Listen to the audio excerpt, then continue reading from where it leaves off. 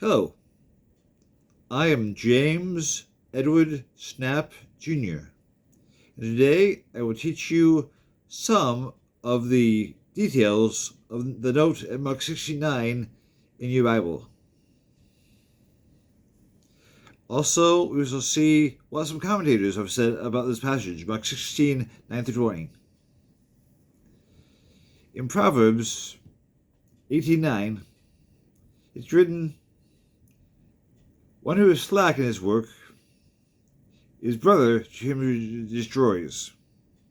That is, if a man is sloppy when he builds a wall for the city,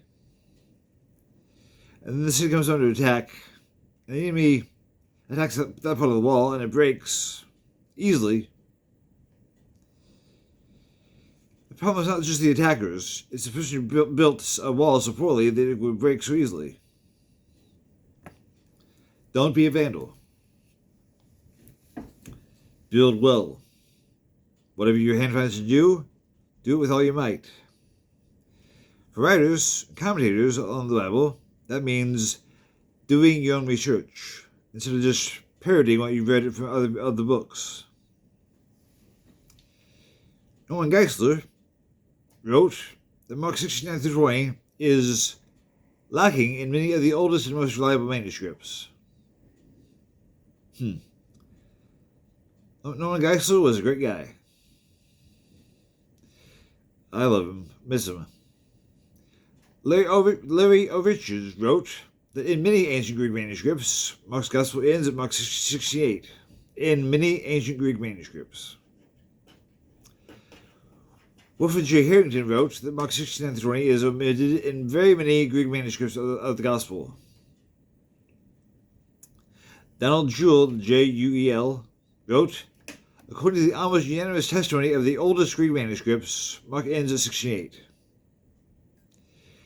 David Ewert wrote, all major manuscripts in this Gospel at 68. And if you ever read The Message, which I don't use, I'd recommend not using it. Eugene Peterson, in his footnote, wrote, Mark 16:20 is contained only in later manuscripts. Now, in subsequent editions, that note was changed, but in the initial published copy, he wrote, Mark 16:20 is contained only in later manuscripts. Now, I want to go to Anderson University Library sometime and make a big stack of commentaries on Mark, see how many get it right, and how many people lie. Now, when I say lie, I don't mean that they're deliberately lying, because they can't lie to themselves and think they're telling the truth. But to the people that they mislead or misinform, they're just misinformed either way. It's like, oh, if I get a person into the woods and tell them the way out and messes up my instructions, they're still lost either way, no matter how good my intentions are. That's why we should not be vandals. That's why we should build well. Because one who is slack in his work is the same as a destroyer, as Solomon wrote.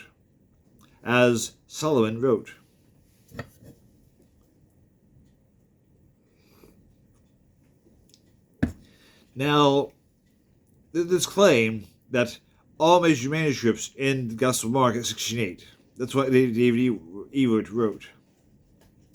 And the claim of Norman Geisler that verses 9 through 20 are lacking in many of the oldest Greek and most reliable manuscripts. These are not based in reality. These are based in people who are parroting what Bruce Metzger wrote in his Textual Commentary. Almost all these errors in the commentaries are coming from the same source. They're all saying, oh, I need to research this, so I'll pick up Bruce Metzger's Textual Commentary and rephrase what he wrote. And in the course of rephrasing it, they add a little bit to it. They stretch it a little bit. Anyway, it's not the same thing that they read. It's not really doing research. It's doing parroting. They're reading Metzger and then vomiting something out without ever testing his claim. They're gullible. In real life, Mark 16:20 is missing from 2 continuous text Greek copies of Mark. 2. both from the 4th century, from the 300s. 1,650 and more Greek manuscripts include Mark 16:20.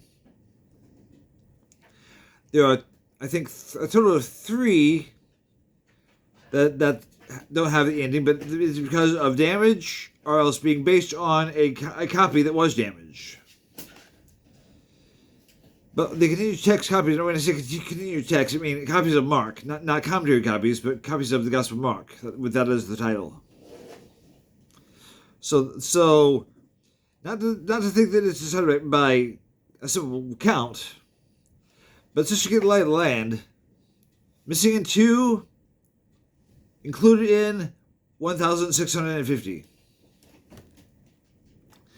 So this claim by Dr. Ewert that all major manuscripts in this gospel are 16:8, that is, for all intents and purposes, a very effective lie that he's told to himself.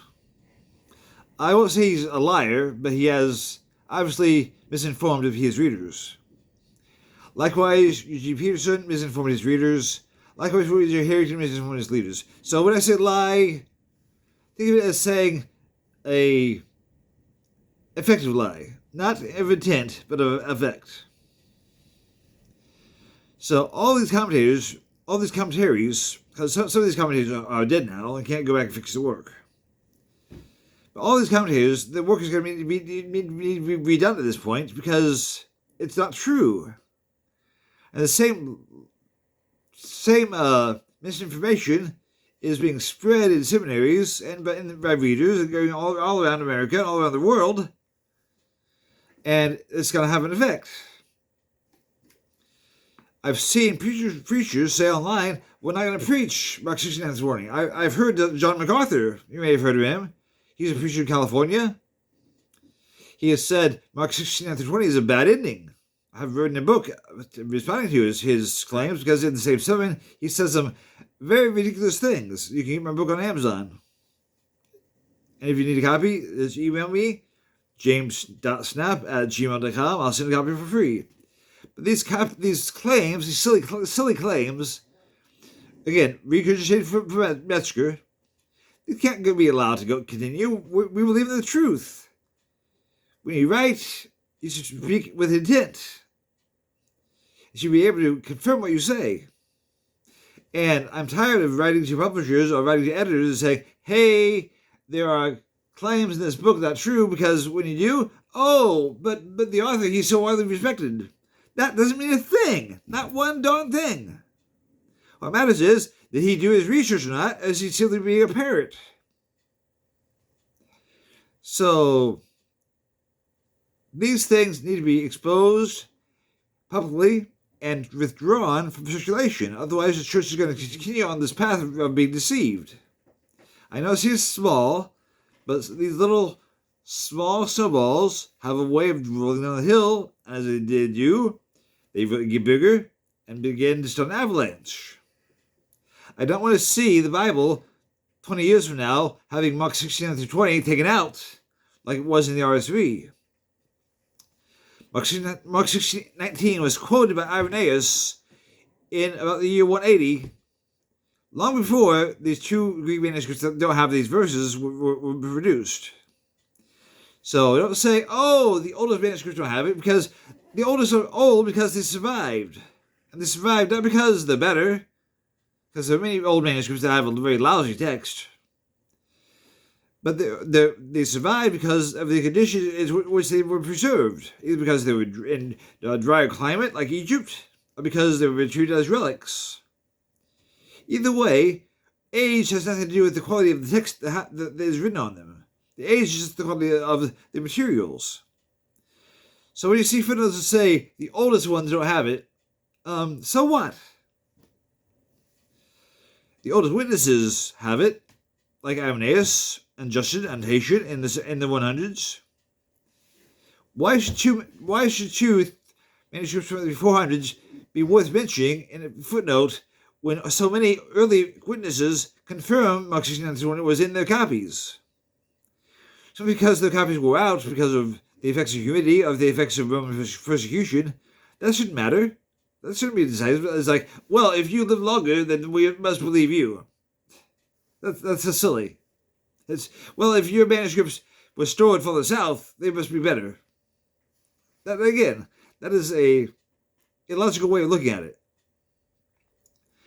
So the next time you see footnotes that say, in many ancient Greek manuscripts, Mark 69-20 isn't here, take your pen and just draw a line through that note and say, editors, learn to do your own research. Stop being parrots. And I will have more, hopefully, next week on this very subject. There's also a subject where people say asterisks and abali accompany these verses in some copies. This too is false. Well, when the impression is given, oh, these asterisks and abali, they mean the scribes had doubt. Because that's what guys like Ben Witherington, the know-nothing parrot from Kentucky, Ashland, that's what he says. But again, as he so often does, poor Ben has once again done shallow research. Not slow, not methodical, not systematic, not actually appealing to manuscripts and seeing them. He's been sloppy and simply parroted what Bruce Metzger wrote. Even Bruce Metzger has had to take some things back, and his editor, the guy who came after he died, Ehrman, he's ended up being such a poor editor that on one page he says, oh, some Ethiopic copies don't have these verses, and then on another page he says, all Ethiopic copies have these verses in the same book. So don't trust these guys. I don't care how many titles they have after the name. They don't know what they're doing when it comes to Mark 16-20. I do. I've written a book about it. A long, detailed, boring book. So please, if you want to believe your footnotes, know what they're saying first and know where they got their information. Because many of them are using outdated information that's been out of date for 40 years.